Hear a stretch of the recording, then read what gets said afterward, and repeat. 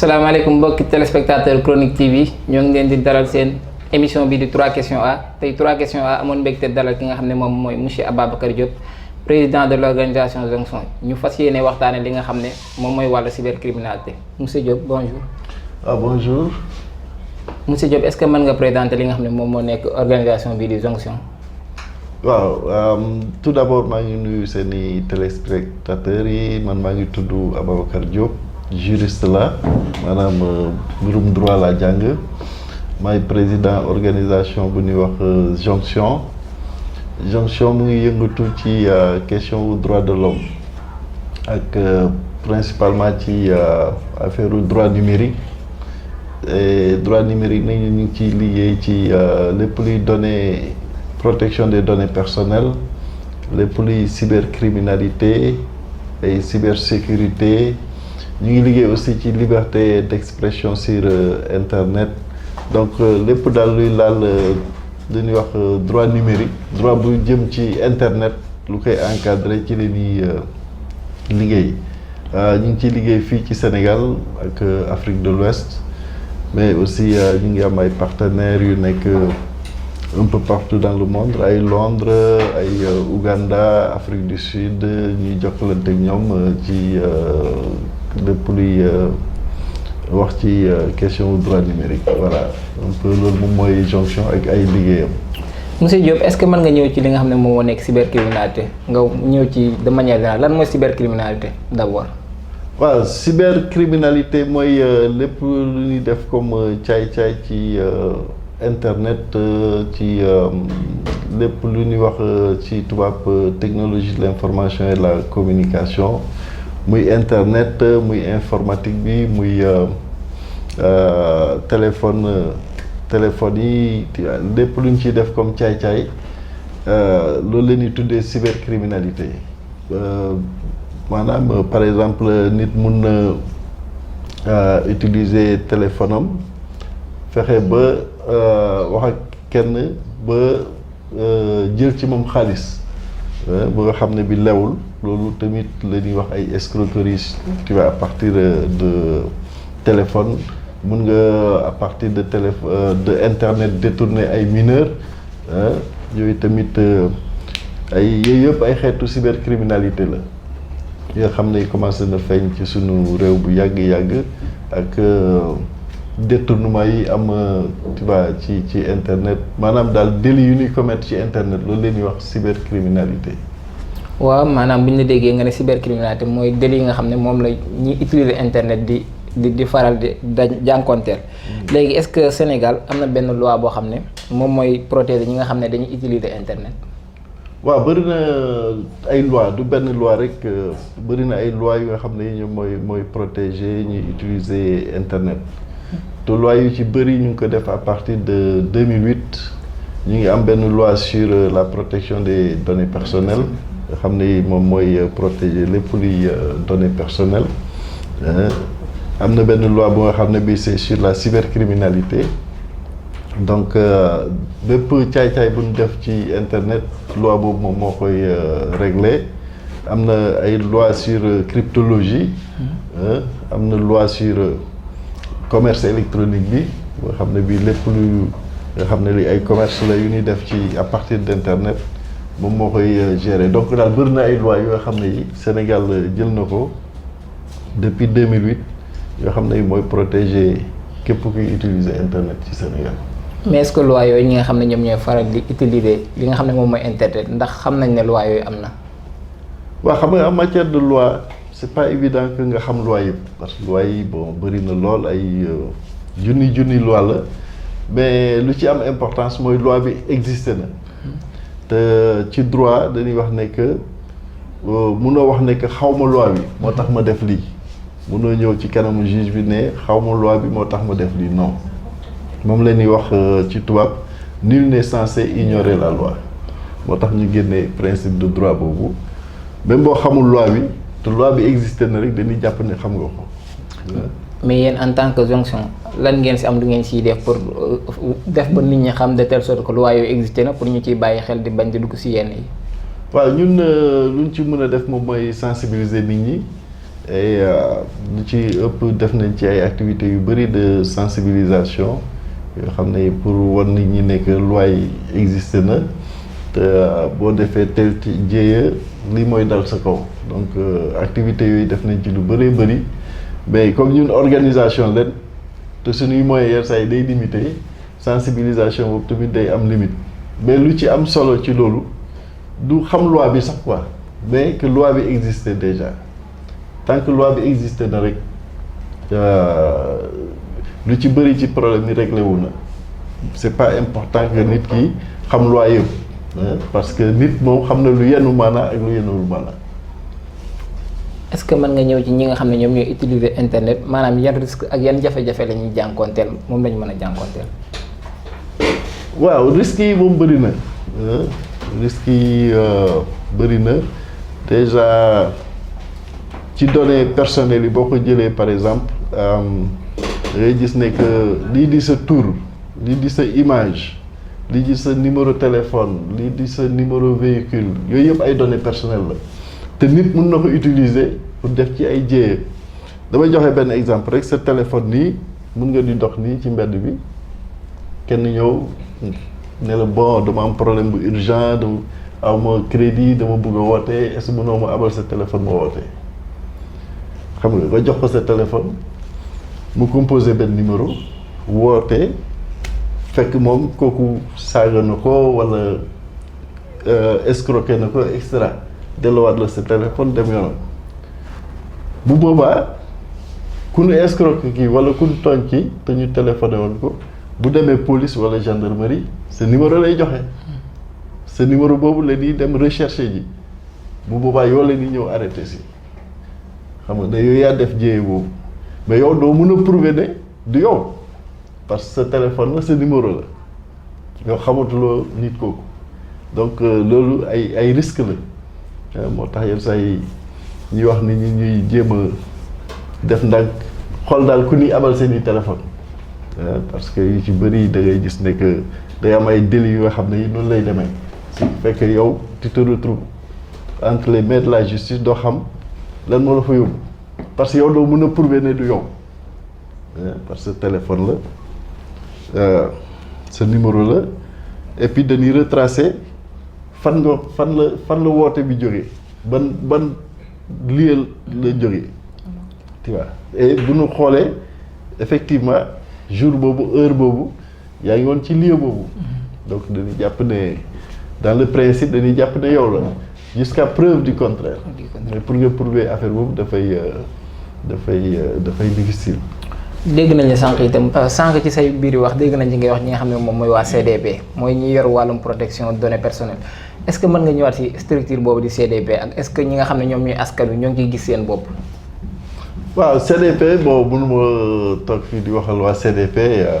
mais lu ma xam ci CDP commission protection des données personnelles ñu ngi def liggéey bu am solo parce que ñu ngi recevoir ay plaintes yu bëri. du koy traité ba pare ñu ngi sensibiliser nit ñi pour que ñëpp ñoo xam ne ñu ngi gérer ay données personnelles ñu dem defi ji déclaration CDP. parce que CDP mooy joxe autorisation yi pour yow nga mun a def ay collecte de données personnelles CDP aussi moo lay autoriser moo lay permettre nga mun a installer ay caméras de surveillance donc ñëpp ñuy installer caméra de surveillance muy particulier muy personne morale dafa war a dem CDP pour déclarer ne moom dafa bëgg a installer ay caméras de surveillance CDP ñëw xool caméra yi foo ko installé fan la jublu et cetera après ci la lay mën a permettre nga mën a installer say caméra de surveillance principe bi loolu loi bi wax donc CDP moom mu ngi liggéey ci loolu et ñu ci bëri commencé na léegi di déclarer seeni vidéo surveillance yi parce que au départ ku ci nekk da doon installer nu mu la neexee di collecter ay données te loolu c'est pas permis par la loi. nga yaakaar ne est-ce que loolu sax ba léegi nit ñi conscient nañ ci nit ci war a conscient ndax boo xoolee fii à travers Dakar partout dans les boutiques wala partout dans les magasins da ngay gis xëy un bon jour rek gis nit ñëw installer caméra de surveillance am doo xam si yenn norme la ko teg wala yenn critère la ko teg est-ce que yow nga yaakaar ne dans ce cas précis nit tey bu duggoon sa biir magasin wala sa boutique def fa benn infraction est-ce que yow am nga benn droit di ko topp tant que autorisé woo ko ndax dañ la wax ne la caméra de surveillance d'abord boo ko installé si benn place le minimum mooy waa ji bu dugg si boutique bi dafa war a conscient que ne fii am na caméra de surveillance da nga war a def benn affiche bu koy indiqué mais bon gis nañ ne fii booy xool daanaka c'est le désordre total loolu itam nga yaakaar ne est-ce que CDP moom moo ngi ciy def rôle bi mu war a def exactement est-ce que après warul woon di wàcc sur le terrain di def ay contrôle. oui loolu mooy norme bi CDP dafa war a wàcc ci terrain bi sensibiliser nit ñi wan leen loi bi lu muy permettre ak lu muy interdire. loolu moom mooy yoon. et loolu am na lu ci CDP def lu ñu constaté moo tax ñu ci bëri commencé nañ di déclarer seeni vidéo surveillance mais des na ba léegi comme ni nga ko waxee des na ñu bëri ñu ngi installé ay caméra de surveillance yoo xam ne déclaré wuñ ko et yenn saa yi da ngay effectivement da ngay dugg ci benn lieu gis caméra de surveillance duñ la ko annoncé doo xam te amul benn affiche bu koy annoncé normalement dafa war a am benn affiche bu koy annoncé ak numéro bu la CDP jox ne mun nga installer caméra de surveillance je sais que CDP traité na ay plaintes yoo xam ne yi ay nit yu installé caméra de surveillance seen biir kër mais xam nga caméra de surveillance yi lu ci bëri dañ koy installé ci buntu kër gi mais ce qui fait que yenn saa yi day filmer beneen kër gi te loolu c'est pas normal day filmer ñuy romb yi tamit loolu tamit c'est pas normal parce que tu collectes des images illégalement tu vois yooyu yëpp am na ay nit yu ci porter plainte nga xam ne CDP traité na ko mais CDP nag il faut le dire aussi amuñu moyen ñoom parce que budget wu CDP je pense que ay 200 millions la 250 millions loolu pour nga mun ci def ay activités de sensibilisation de grande envergure à travers le Sénégal du yomb tu vois je pense que loolu tamit problème la et je pense que moo tax nit ñu bëri ñuy wax ne que gouvernement bi war na xoolaat budget wu CDP xool naka la koy yokkee pour que ñooñu tamit mun a def seen liggéey nu mu waree. souvent aussi tamit pour li nga xam ne moom moo nekk ci wàllu vie privée nit ñi dañuy gis ne avec réseaux sociaux yi tout le temps nit ñi dañuy condamné yow di fustiger wu seen vie privée yi ñuy partager ci réseaux sociaux yi est-ce que loolu tamit CDP lan la siy def en fait exactement. waaw affaire vie privée boobu bëri na ci ay kii ci CDP ci lu ma xam bëri na ci ay plainte mais chaque fois que bu amee plainte CDP dina ko traité CDP dina ko traité am na yoo xam ne sax CDP dem na ba saisir ay Facebook ay YouTube pour ñu dindi image yooyu ou yu ñu collecté illégalement tu vois yooyu yëpp CDP dina ci liggéey mais problème bi fondamentalement du loolu c'est-à-dire xam nga problème vie privée dafa complexe déjà nit ki ci boppam mooy jël responsabilité étaler sa vie privée dans les réseaux sociaux kooku benn donnée la nit ku nekk am na droit étaler sa vie privée kenn mënu ko interdire xam nga boo xoolee par exemple ci WhatsApp da ngay gis ci statut yi surtout femmes yi ñu ci bëri dañuy étaler seen vie privée dem ba lu ngay togg ak lu ngay sol ak image yeeg yooyu yëpp dañ koy étaler loolu kenn mënu ko interdire par contre ce qui est interdit moom mooy que nit ki étaler na vie privée ou image am ou bien benn donnée am et cetera yow nga capturer donnée boobu utiliser ko à d'autres fins loolu c'est interdit est-ce que tu vois donc loolu lay loi bi di protéger et je pense que de plus en plus ñu ngi justice mu ngi def liggéeyam ci loolu kuñ ci violer sa vie privée ou say données personnelles boo leen saisiré dinañ ko traiter. waaw sànq ci say biir wax dégg nañ la ngay wax ci li nga xam ne moom mooy WhatsApp gis nañ ne souvent nit ñi dañuy waxtaan à travers des discussions wala à travers des messages audio yow est-ce que nit am na droit waxtaan ak yow envoyer la benn message audio yow nga jël ko transférer ko keneen. non loolu amoo ci droit groupe WhatsApp yi au plan national ak international am na discussion c'est-à-dire est-ce que groupe WhatsApp bi groupe privé la wala c'est un truc public. Tu vois, même au plan international gars yi ñu ngi ciy discuter ba léegi est-ce que dañ mën nañ ko considérer comme ay nit yu nekk ci seen salon di waxtaan waaw bu ñu ko considérer noonu kenn warul ci jàpp nit ci lu ngay wax ci biir groupe bi tamit kenn amul droit jël enregistrement yi génne ko ci groupe bi boobaa tamit loolu délit la tamit. je pense que am nañ ci ay cas de seen mbokku journaliste sax buñ ci téye woon boo xam ne bi woon dafa defoon ay caricature yu demee noonu jëmale ko ci institution yi di ko mujj arrêté mais ci groupe WhatsApp la woon. est-ce que loolu mën nañ xam yan sanction la ci autorité yi teg en place yan sanction wala yan amende lañ ci teg en place. waaw non yooyu moom ñaari sanction moo ci am. dañ lay soit dóor la benn peine. wala ñu dóor la amende wala ñu dóor la ñaari yëpp. bu ñu jógee ci loolu yëpp est-ce que mën nañ xam Sénégal fan la toll ci li nga xam ne moom mooy wàllu numérique maanaam. Sénégal def na ci ay jéego en matière de numérique bu nu ko comparer ak yeneen pays Afrique yi mais lu ci bëri des na tamit parce que am nañ problème connexion internet. qualité bi baaxul. qualité connexion bi baaxul benn ñaar connexion yi cher na ce qui fait que vraiment c'est trop cher c'est pas abordable et ñetteel bi moom mooy concurrence bi n'est pas régulée comme il le faut et je pense que foofu tamit état bi war na utiliser sa souveraineté pour vraiment réglementer affaire boobu ba nga xam ne bi internet war na accessible à tout le monde et abordable et puis mu nekk de bonne qualité parce que liggéey yu bëri ci numérique bi lu ko freiner au Sénégal moom mooy que qualité réseau bi baaxul te cher na et beneen bu nga xam ne bi dafay lié wu ak internet ak numérique bi moom mooy les questions bancaires. Okay. Parce que pour nga jaay ci internet yenn façon jaay yu mag yooyu il faut que nga lëkkaloo ak benn banque te souvent ñun suñ banque yi duñu engagé wu ci yooyu ce qui fait que lu ñuy wax e-commerce bi day bloqué wu boo xoolee e-commerce bu nekk Sénégal lu ci ëpp tubaab yi ko yore genre bon bañ a def publicité mais da ngay gis ne que ñoom ñoo gën a am doole ci affaire boobu parce que banques yi tubaab yi lu ci bëri tubaab yi ñoo ko yore et pour nga def e-commerce il faut nga lëkkaloo ak banques yi parce que bon jënd beeg jaay bi ci banques yi ñoo ko mën a régler nga lëkkaloo ak ñoom xam nga ba nga xam ne bi yow di nga mën a def sa e-commerce mais foofu tamit am na problème et loolu yaakaar naa état bi war na ko étudier tamit parce que avenir économie àdduna si c'est l'économie numérique te économie numérique boobu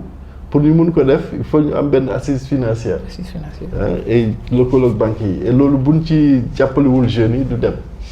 et je pense que projet yu bëri yu ko bloqué loolu tamit mu ngi ci quoi en dehors de qualité bi ak prix yu cher yi ci internet. surtout prix yu cher yi ci internet sànq ba léegi ñoo ngi lay dégg nga si koy baamtuwaat wàllum cherté de la connexion ak réseau bu normal loolu yéen en tant que juriste yan démarche ngeen ci def wala lan ngeen ci xalaat ne moom ngeen ko war a def ñi nga xam ne ñoom ARTP ñi fi nekkal ñi nga xam ne ñooy consommateurs yi. waaw luñ ci mën a def rek mooy plaidoyer wax ak autorités yi loolu wax nañ ci ak ñoom. ñu bëree bëri ne leen vraiment dañ fexe wax ak opérateur de télécom yi ak fournisseur internet pour ñu xool daal qualité réseau bi. naka lañ koy gën a yokkee et puis naka la ñuy fexee ba wàññi internet comme ça nit ñëpp mun ci jot quoi par exemple boo demee ci àll bi am na ay zones yu bëri yu nga xam ne amuñu internet tu vois accès bi day difficile loolu dafay freiner lu ci bëri économie dëkk bi loolu mais ñun moom plaidoyer rek lañ ci mën a def pour que autorités yi sensible ci loolu xool naka leen koy régler. nan ngeen di jàngate liggéey bi nga xam ne moom mooy le ministère bi yor wàllu numérique ak télécommunication di def nan ngeen koy jàngate. Ministère de l'économie numérique et des télécommunications en principe ñoom ñoo yore lépp luy numérique. ci dëkk bi mais suñu problème état mooy incohérence institutionnelle yi da ngay gis ministère de l'économie numérique normalement moo yore lépp luy numérique ci Sénégal mais am na ay services yu nga xam ne c'est pas rattaché à ce ministère. yoo xam ne yi bon par exemple boo jëlee CDP ci données personnelles lay liggéey donc ci numérique. ci numérique. Mais c'est rattaché directement à la présidence. Ah bon, CDP. Waaw donc c'est pas rattaché au ministère. Tu vois, tu as beaucoup de services comme ça qui intervenir dans le numérique qui ne sont pas rattachés, tu vois, au ministère. Ce qui fait que yenn saa yi incohérence institutionnelle boobu mooy tax yenn saa yi ministère bi tamit day am problème pour déployer yenn activités yi day am ay blocage et tout mais ci lu ma xam ay yëg ko ministère bi mu ngi jéem a woote benn concertation nationale pour impliquer toutes les parties prenantes pour ñu xool daal naka la ñu xoolaatee dispositif numérique bi nekk au Sénégal quoi notamment du point de vue juridique quoi naka la ñu koy régler parce que loi yu bëri ça date de 2008 te 2008 ba 2020 année yu bëri jàll na et xam nga en matière de numérique chaque année day am ay innovation donc yenn saa yi loi bi day dem ba dootul adapté wu au contexte numérique il faut que nga modifier waat ko yu demee noonu quoi. tey bu ngeen doon def li nga xam ne moom moo nekk bilan bi en quelque sorte yéen en tant que jonction ban bilan ban note ngeen di apprécier ñi nga xam ne ñoom ñooy waa numérique wala ministère bi yor wàllum numérique bi. Ah non des na lu bëri il faut le dire en matière numérique vraiment dese nañ def nañ lu bëri état bi def na lu bëri mais des na lu bëri boo xoolee am nañ ay retard yu bëri ci domaine numérique bi maa ngi doon wax léegi économie numérique bi et loolu c'est fondamental toute l'économie maintenant est connectée au numérique économie bi yëpp dafay connecté wu au numérique par exemple même transfert d'argent yu ñuy def yi da ngay xool ñaata milliards ñooy transité ci outils technologie yi moom leen utiliser ñu ci bëri léegi jënd beeg jaay bi ñu ngi koy jaarale ci numérique bi xam nga et boo xoolee sax yenn saa yi boo jëndee lu mel ni ay bon bugguma def publicité mais am na ay sites yoo xam ne yi ñu ngi à l'étranger en Chine aux Amériques en France et cetera yenn saa yi boo fa jëndee tamit le problème mu ñoom bu ñuy am par rapport ak l'Afrique moom mooy livraison bi parce que ñun suñ poste yi ça ne fonctionne plus tu vois te amul benn structure privée bu nga xam ne bi mooy gérer moo mun a gérer cette livraison moo tax yu bëri boo ko jëndee tamit sur internet à l'extérieur à partir du Sénégal problème bi moom mooy naka leen la koy livrer et moo tax ñoom souvent Afrique sax duñ ciy intervenir boo xoolee pour nit ñi mun a au plan national pour ñu mun a contourner affaire boobu lu ñuy def ñi nga xam ne ñu ngi ci commerce numérique bi bu ñu ubbee seen site di jaay yenn saa yi seen numéro téléphone la ñuy def seen numéro compte Orange xam nga fexe ba nga xam ne bi soit avant ngay fay yóbbul la marchandise bi ba nga jot yi nga doog a def par Orange Money ou beneen opérateur je sais pas trop yu demee noonu mais loolu c'est pas tel c'est trop du loo xam ne li mooy jëmalee réew kanam tu vois c'est pas c'est am parce que numérique bi c'est une question de vitesse c'est une question de vitesse donc il faut ñu xool daal naka leen di régler yooyu yëpp daal. lan moo nekkoon sa kàddu bu mujj lan nga doon tàggatoo ban message nga amoon booy lancer ñi nga xam ne ñoom ñooy ñi lay faral di seetaan. waaw xanaa remercier leen. déjà Chronique TV ci invitation bu ngeen ñu invité bu ñu permettre ñu mun a wax ak seen téléspectateurs yi. Et puis di wax nit ñi daal. ci utilisation internet ak outils numériques yi. ñu xool daal naka lañ koy utiliser parce que utilisation moo am importance numérique bi outil la rek mais utilisation bi moo ci am importance ci utilisation mu ngi dépendre ci nit ki nu mu koy utiliser mu ngi mel ni dama lay jox benn exemple paaka créé nañ ko c'est un outil bien sûr mais paaka pour lan la pour dagg mais nit mën na ko jël pour faagaagal beneen nit donc problème d'usage la d'utilisation mais outil bi ci boppam bonul donc internet ci boppam bonul mais parce que outil la simplement mais nit ki nu mu koy utiliser nag loolu leen war a xoolaat donc ñu wax daal nit ñi buñ koy utiliser ñu utiliser ko dans le bon sens. dans le bon sens. waaw foofu nga daanelee ñun tamit fi la ñuy tëjee. waaw lii lañ leen indiloon tey seen émission bi nga xam ne moom mooy 3 questions A ñu dalaloon ki nga xam ne moom mooy monsieur Babacar Diop ñu doon waxtaanee ci lépp loo xam ne moom moo jëm ci wàllu télécommunication numérique ak cybercriminalité ñoo ngi leen di jox dig daje di leen jox rendez-vous beneen yoon ci seen chaîne bi di Chronique TV.